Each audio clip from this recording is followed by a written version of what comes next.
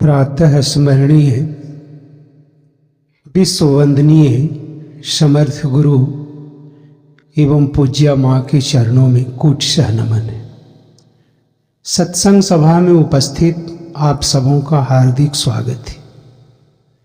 कुछ भक्त जिज्ञासुओं ने गुरु महाराज साहब से पूछा कि प्रभु,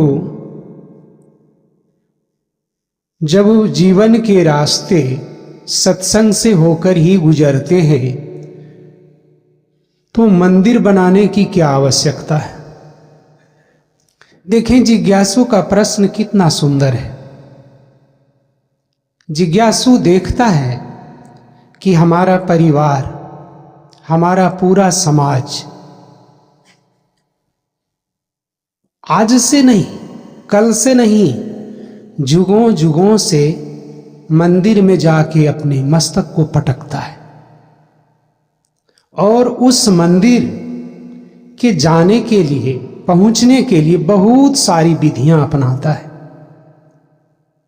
और उससे ही संतुष्ट होकर समझता है कि हमने जीवन के रास्ते को पा लिया।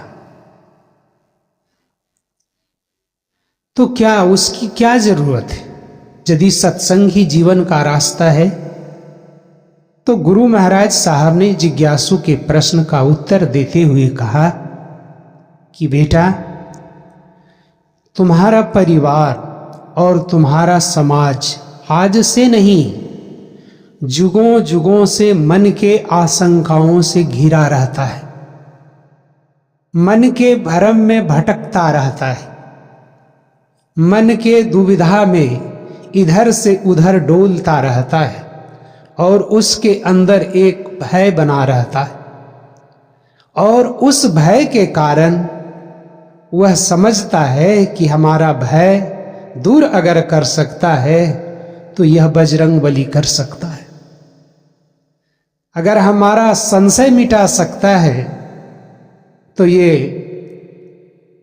महादेव मिटा सकता है। शंकर भगवान की मंदिर में जाने से हमारा संशय मिट जाएगा। इन सारे उधेड़ बुन में पड़ करके वह व्यक्ति अपने मूल से हट जाता है, जबकि मानव जीवन के मूल में एक समर्थ गुरु ही ऐसी हैसियत है जो जीवन के रास्ते को तय करता है, मानव के जीवन के रास्ते को बताता है कि बेटा तुम्हें किस रास्ते से चलना है। यदि आप कहीं नए शहर की यात्रा करते हैं तो उस यात्रा करने के पहले आप यह पता करते हैं कि कोई परिचित व्यक्ति उस शहर में हमारा है अथवा नहीं, और अगर नहीं है तो कोई गांव का, घर का कोई भी परिचित हो, जिसका संबंधी हो, रिलेटिव हो या दोस्त हो, उससे कोशिश करते हैं जानने का कि उस नए शहर में कैसे जाया जा सकता है। क्यों? इसलिए कि हमारी परेशानी घट जाए, हमारे जो मार्ग की कठिनाइयां हैं वह दूर हो जाए और हम कम समय में अपने गंतव्य को प्राप्त कर लें, कम खर्च में और कम समय में हम अपने उद्देश्य को पूरा कर लें। लेकिन मानव जीवन के जो उद्देश्य हैं, उस उद्देश्य को पूरा करने के लिए हम सब गुरु की खोज नहीं करते, गुरु के पास जाना नहीं चाहते। तो गुरु महाराज साहब ने कहा, बेटा, प्रारंभिक अवस्था में यदि कोई मंदिर का सहारा लेता है तब तो ठीक है। मैं मंदिर को हटाने की बात नहीं करता कि तुम्हारे गांव में, तुम्हारे पड़ोस में जो मंदिर है उसे हटा दे, मैं उसकी बात नहीं करता। मैं केवल तुम्हें यह बताना चाहता हूं कि मंदिर तुम्हारे जीवन का उद्देश्य नहीं है। तुम्हारे जीवन का उद्देश्य समर्थ गुरु है और उसका दिया हुआ सत्संग है। इसलिए कि समर्थ गुरु के सत्संग के अलावे तुम्हें कहीं रास्ता जीवन में मिल ही नहीं सकता है जिस रास्ते से होकर तुम अपने लक्ष्य को प्राप्त कर सकते हो। इसीलिए गोस्वामी जी को रामचरितमानस में लिखना पड़ा कि बिनु सत्संग विवेक न हुई। और यदि आपके अंदर, हमारे अंदर विवेक पैदा नहीं होता है तब हम जीवन भर किंग कर्तव्य विमूढ़ रह जाते हैं। यह निर्णय नहीं ले पाते हैं कि क्या अच्छा और क्या बुरा है, हम किस रास्ते से चलें, हमारा कौन सा कर्तव्य है जिस कर्तव्य के अभाव में हमारी गृहस्थी बिगड़ती चली जाती है, हमारा पारिवारिक संबंध उजड़ जाता है। और जब आप हम गुरु के सत्संग को पकड़ते हैं और उस क्रिया को सुबह शाम ईमानदारी पूर्वक, बेईमानी पूर्वक नहीं, बहुत से लोग करते तो क्रिया को जरूर हैं लेकिन बेईमानी पूर्वक करते हैं, कभी किए कभी नहीं किए, छोड़ दिए, तो वह ईमानदारी पूर्वक आपका साधना नहीं है। लेकिन गुरु की बताई हुई विधि से यदि ईमानदारी पूर्वक हम सुबह शाम साधना में बैठते हैं तो निश्चित है आपके अंदर कर्तव्य बोध होगा। और वह कर्तव्य बोध आपके पारिवारिक, सामाजिक जितने भी रिश्ते हैं उन सारे गड़बड़ रिश्तों को ठीक कर देता है। लेकिन पूरे जीवन भर आप मंदिर जाते रहें लेकिन कभी भी किसी प्राणी के अंदर कर्तव्य बोध नहीं होता है, कभी आपके रिश्ते ठीक नहीं होते। देखें कितना स्पष्ट अंतर गुरु महाराज साहब ने बताया कि यदि मंदिर में तुम जीवन भर घंटी डुलाते रहोगे तो तुम्हारे अंदर कर्तव्य बोध नहीं होगा, तुम्हारे सामाजिक और पारिवारिक रिश्ते कभी सुधर नहीं सकते हैं। इसलिए कि जब तक आप साधना प्रारंभ नहीं करेंगे तब तक आपके अंदर मन की निर्मलता होगी ही नहीं, और जब मन निर्मल नहीं होगा तो फिर आपके अंदर कर्तव्य बोध होगा ही नहीं। कितना स्पष्ट उत्तर है एक समर्थ गुरु का। लेकिन हमारा परिवार, हमारा समाज गुरु को छोड़कर चाहता है अपने लक्ष्य को प्राप्त कर, घर के सारे कामों को तिलांजलि देकर देवघर जाने के लिए तत्पर रहता है। वो कहता है हम देवघर जा रहे हैं, घर का सारा काम छोड़ देता है, पैसा नहीं तो कर्जा लेके जाता है और समझता है कि हम देवघर से आगे तो बहुत बड़ा काम कर गए, जबकि देवघर जाने से तुम्हारे अंदर कुछ भी नहीं मिला। तुम खाली गए थे और खाली हाथ चले आए, कुछ भी नहीं मिला। अगर मिलता तो गोस्वामी जी को ये सारी बात लिखने की जरूरत नहीं पड़ती कि निर्मल मन जन सो मोह पावा, मोह कपट छले छिद्र न भावा। कोई भी निर्मल मन वाला व्यक्ति ही मेरी भूमि पर आ सकता है, मेरे पास आ सकता है। लेकिन चूंकि सत्संग में एक अनुशासन है, उस अनुशासन के अनुसार हम लोग चलना नहीं चाहते हैं, अपने जीवन को ढालना नहीं चाहते हैं, जिसके चलते मानव जीवन के लक्ष्य से हट जाते हैं, मानव जीवन के लक्ष्य को प्राप्त नहीं कर पाते। तो गुरु महाराज साहब ने कहा कि बेटा जीवन के रास्ते सत्संग से होकर ही जाता है। ये बात केवल मैं नहीं कहता हूं, बल्कि इस संसार में जितने भी संत आए उन सारे संतों ने एक स्वर से सत्संग की महिमा को स्वीकारा, सत्संग की सत्ता को जाना और पहचाना, और आने वाले पीढ़ियों को, समाज के सारे लोगों को जगाने के लिए यह बताया यदि तुम मनुष्य योनि में आए हो तो तुम्हारा पहला कर्तव्य यही है कि इस संसार के सारे कामों में दिया सलाई मार दो। संसार के जितने तुम काम करते हो उसमें दिया सलाई लगा दो, उसकी कोई आवश्यकता नहीं।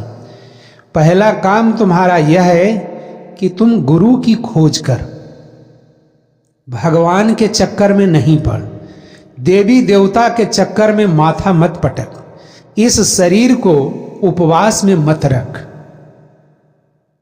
शरीर को उपवास में रखकर शरीर को तुमने बर्बाद कर दिया है, इसकी कोई आवश्यकता नहीं।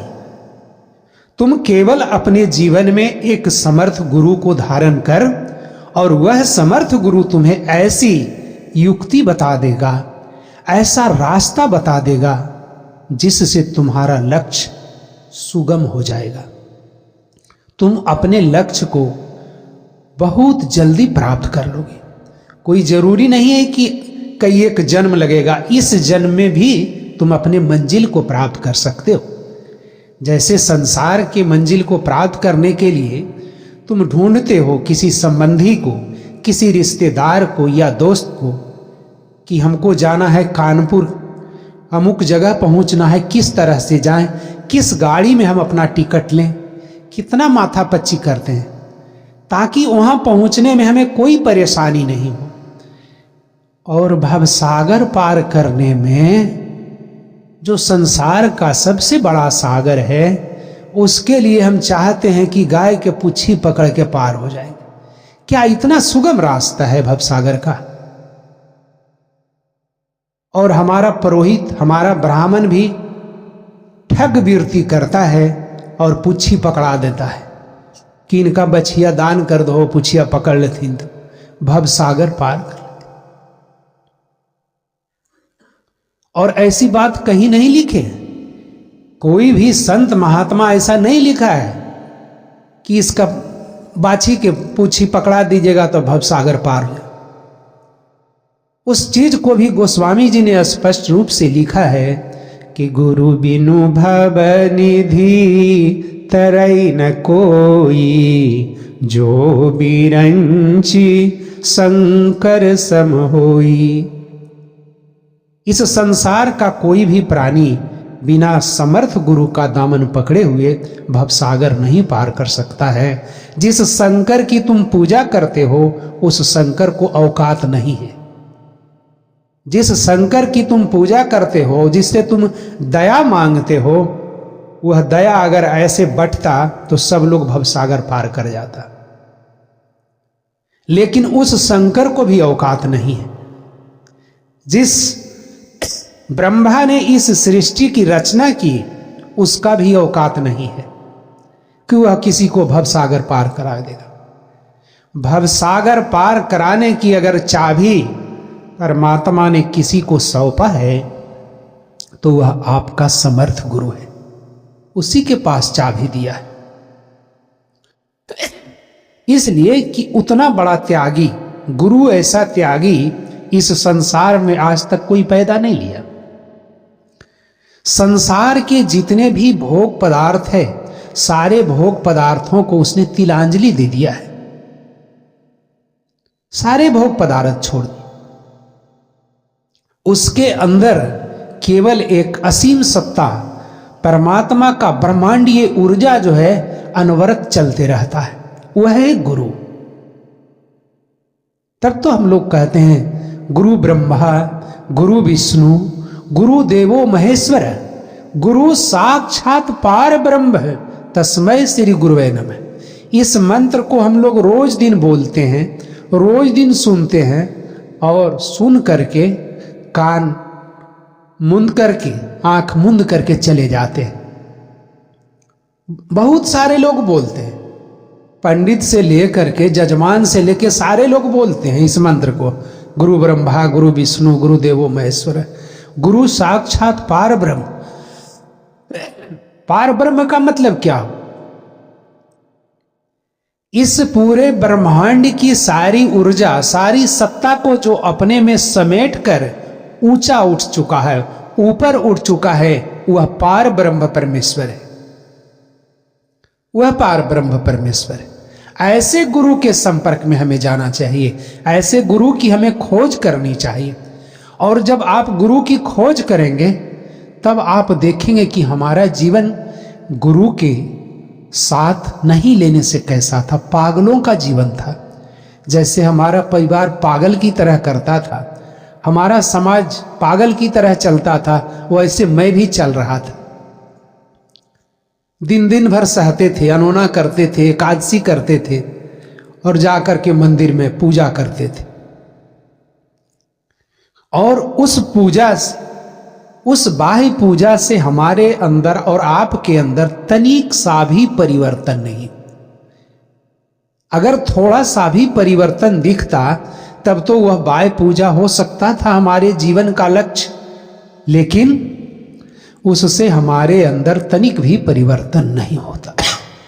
और जिस दिन गुरु आपका हाथ पकड़ लेता है, उस दिन आपको अनुभूति में बता देता है कि बेटा तुम्हारा रास्ता इधर है, तुम इस रास्ते की ओर चलो, तुम बाह्य मंदिर में प्रवेश मत करो, इसलिए कि अब तुम्हारा उम्र 16 बरस से ऊपर हो चुका है। तुम 18 के हो चुके हो, 20 के हो चुके हो, 25 के हो चुके हो, इस तरह से तुम्हारा उम्र बहुत आगे बढ़ चुका है। बेटा अब तुम उठकर हृदय रूपी मंदिर में प्रवेश करो, और हृदय रूपी मंदिर में प्रवेश करने के लिए ही गुरु को पकड़ने की जरूरत है। हृदय रूपी मंदिर में अगर कोई प्रवेश दिला सकता है तो वह है गुरु और उसका सत्संग। इसलिए कि इसके अलावे संसार में कोई भी ऐसा पवित्र जगह नहीं बना है जहां की इसकी विधि बताई जाती है। हृदय रूपी मंदिर में जब तक हम प्रवेश नहीं करेंगे तब तक पता ही नहीं चलेगा कि वास्तव में हमारी मंजिल कहां है। तो इस तरह से गुरु महाराज साहब ने उस जिज्ञासु के प्रश्न को स्पष्ट किया कि बेटा मंदिर गलत चीज नहीं, लेकिन मंदिर केवल 12 बरस से नीचे वाले लड़के या लड़कियों के लिए है, जो कि गुरु तत्व को नहीं समझ सकता है, गुरु की सत्ता को और गुरु के सत्संग को नहीं समझ सकता है, तब तक के मंदिर ठीक है। लेकिन जीवन भर यदि तुम मंदिर ही जाते रहे तो तुम्हारा हृदय रूपी मंदिर सूखा हो जाएगा, बंजर हो जाएगा, और उसमें वासनाओं की झाड़ी लग जाएगी। और जब वासनाओं की झाड़ी में तुम फंसोगे तो भावनाओं के सागर में, दलदल में डूब के मर जाओगे, और फिर न जाने कितने बार तुम्हें जन्म लेना पड़ेगा।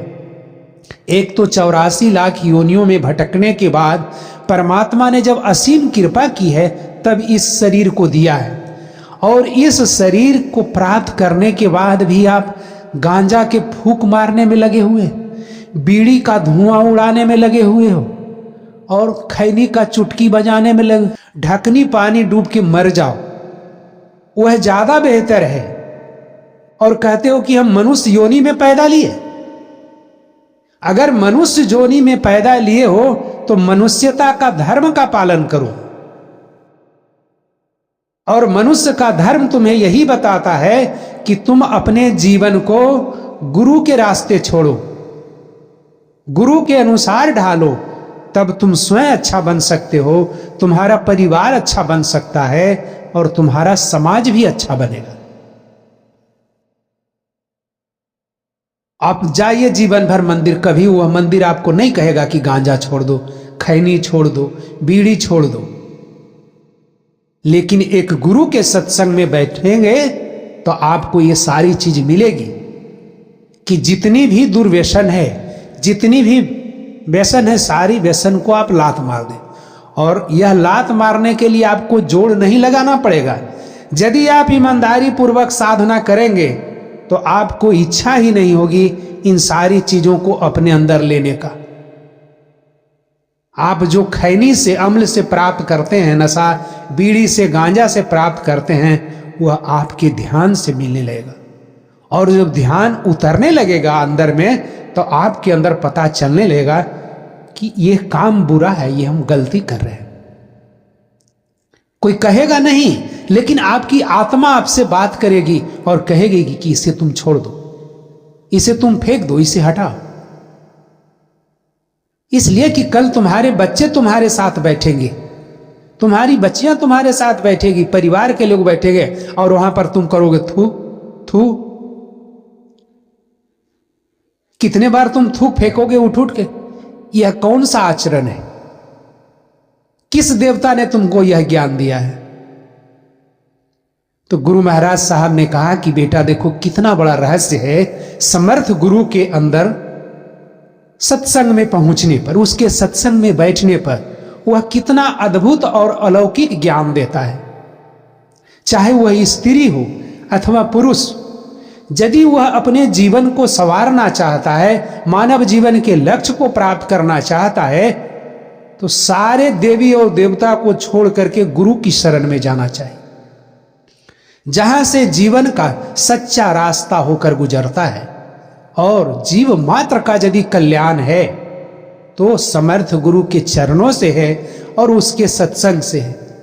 अगर ऐसा नहीं होता तो आज आप मां मीरा को देख सकते हैं, पूरे विश्व में नाम अमर कैसे हुआ? गुरु की सत्ता के चलते। मां मीरा ने गुरु की खोज किया।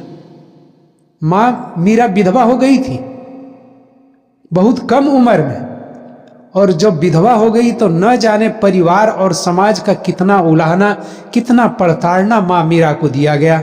देवर ही ने सबसे ज्यादा प्रताड़ना किया था, राणा, और इतना प्रताड़ना किया था कि आप जानते हैं जहर का प्याला भी दिया था मार देने के लिए, और हंसते हंसते मां मीरा उस जहर के प्याले को भी पी थी। जब अति कर दिया मां मीरा को तंग करने में, जब पीड़ा बढ़ गई,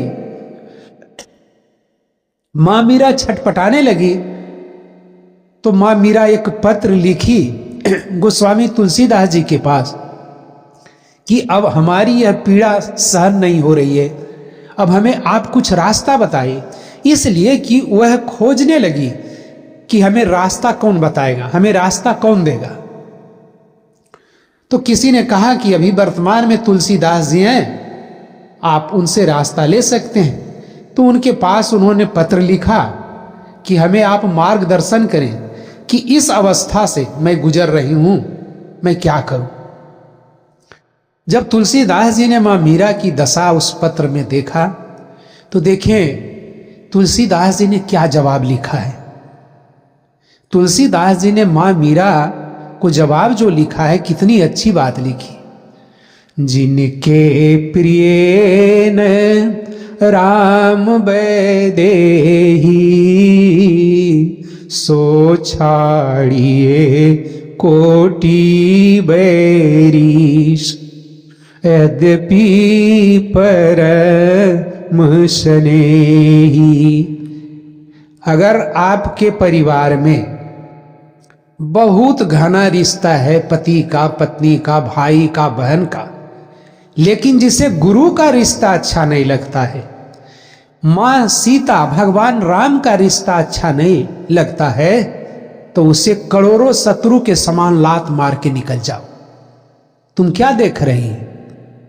और इस तुलसीदास जी के जवाब को जब पढ़ी मां मीरा, 12 बजे रात में निकल गई। 12 बजे रात में मां मीरा निकल गई और उस घर को छोड़ दी, उस घर को छोड़, और गुरु किसे वरण की? रैदास जी को। गुरु किसे बनाए? रैदास जी को। रैदास क्या थे? जाति से, सब आप जानते हैं कि जाति से मोचित थे, लेकिन ब्रह्मज्ञानी थे, ब्रह्मज्ञानी थे, आत्मवेता थे, आत्मज्ञान से लबालब भरे हुए थे। और मां मीरा रैदास जी के चरणों में झुक गई,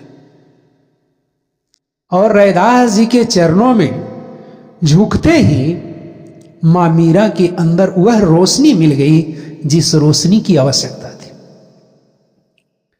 और हम लोग सोचते हैं कि अपने जीवन में वो काम चलाओ गुरु कर ले, कैसों एगो गुरु रहना चाहिए हो। अगर हमें भवसागर पार करना है तो अपने जीवन में निश्चित रूप से एक समर्थ गुरु को खोजना होगा और समर्थ गुरु के सत्संग को पकड़ना होगा। तब जाकर के हमें यह बोध होगा कि इस मानव तन में आने के बाद हमारा क्या कर्तव्य। इस कर्तव्य के अभाव में ही हमारी सारे रिश्ते नाते गड़बड़ चल रहे हैं। हमारे जितने भी रिश्ते नाते, चाहे परिवार का रिश्ता नाता हो, चाहे समाज का रिश्ता, सारे के सारे रिश्ते नाते गड़बड़ चल रहे हैं। और यदि इसमें सुधार होना है तो केवल सत्संग से ही। सत्संग के अलावे कोई ऐसा औषधि नहीं है हमारे डिस्पेंसरी में भी कि हम किसी को ठीक कर दें।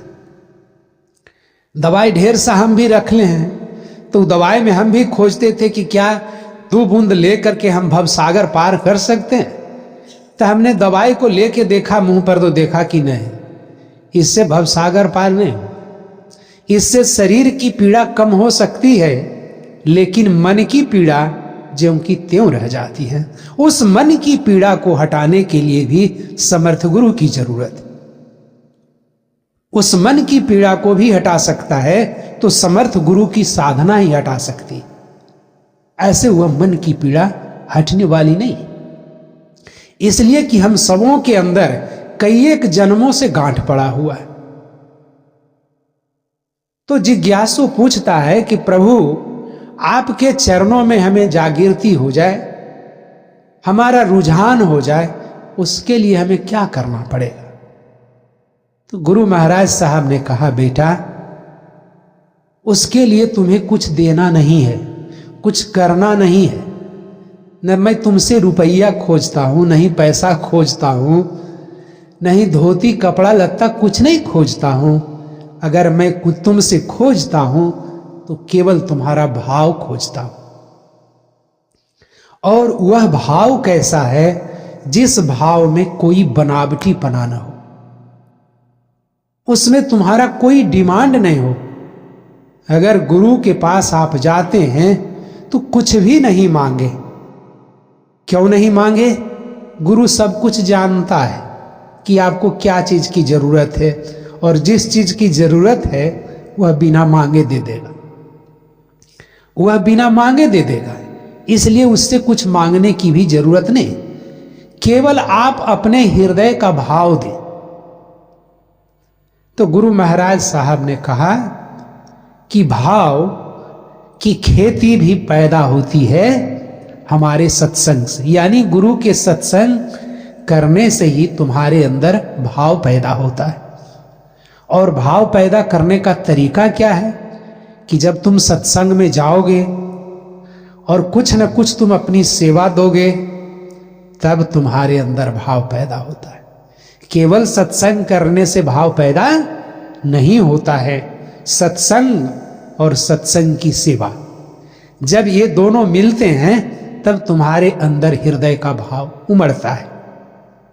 और वह जब भाव उमड़ता है तो वह भाव मिल करके तुम्हारे हृदय के अंदर जो कलुषता है, उस कलुषता को धीरे धीरे अलग करने लगता है, हटाने लगता है। तब तुम्हें बोध होने लगता है कि इतना बड़ा रहस्य था गुरु के सत्संग में, इतना बड़ा रहस्य छुपा था गुरु के चरणों में। हां, इतना बड़ा रहस्य छुपा था।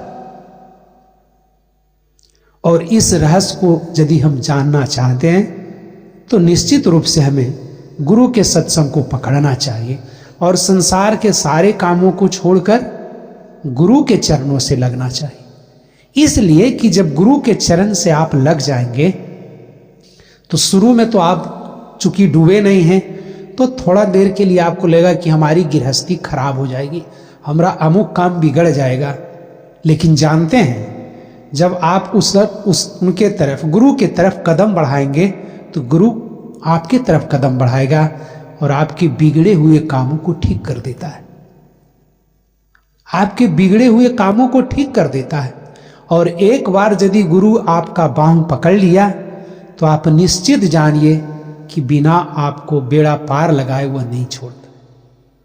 इसलिए इस संसार में अगर कोई पवित्र रिश्ता है तो केवल गुरु और शिष्य का रिश्ता है, और संसार का जितना भी रिश्ता है सब स्वार्थ का रिश्ता है।